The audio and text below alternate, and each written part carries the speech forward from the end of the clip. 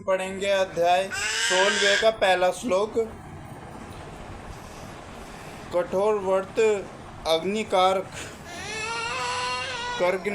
करके कुछ लोग अपनी संपत्ति का त्याग करके, कुछ कठिन तपस्या द्वारा, कुछ अष्टांग योग पद्धति के अभ्यास द्वारा अथवा दिव्य ज्ञान में उन्नति करने के लिए वेदों के अध्ययन द्वारा प्रबुद्ध बनते हैं। इन यज्ञों की कई वर्ग किए जा सकते हैं। बहुत से लोग विविध प्रकार के दान पुण्य द्वारा अपनी संपत्ति का यजन करते हैं। भारत में धर्ना व्यापारी या राजवंशी अनेक प्रकार को धर्मार्थ स्थाय खोल देते हैं तथा धर्मशाला, अन्न क्षेत्र, अनिशाला, अनाथशाला तथा विद्यापीठ अन्य देशों में ही अनेक चिकित्सा के सुविधा प्रदान करने के दिव्य संस्थान हैं। ये सब दान कर्म द्रव्यज्ञान यज्ञ है।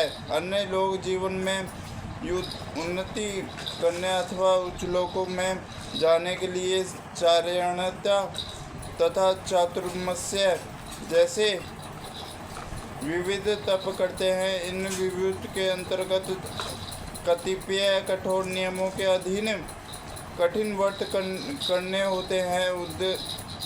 चतुर्मास व्रत रखने वाला वर्ष के 4 मासों में जुलाई में अक्टूबर तक बाल नहीं कटाता, ना ही कतिपय खाद्य वस्तुएं खाता है और वे दिन में दो बार खाता है, ना निवास स्थान छोड़कर कहीं जाता है। जीवन में सुखों का ऐसा परित्याग तपोमय यज्ञ कहलाता है। कुछ लोग ऐसे भी हैं जो अनेक योग पीठ के अनुसरण करते हैं। यथा पतंजलि पति ब्रह्मा के तदाकार होने के लिए अथवा हठ योग का अष्टांग योग विशेष सिद्धियों के लिए कुछ लोग समस्त तीर्थ स्थानों को यात्रा करते हैं कि ये सारे अनुष्ठान योग यज्ञ कहलाते हैं जो भौतिक जगत में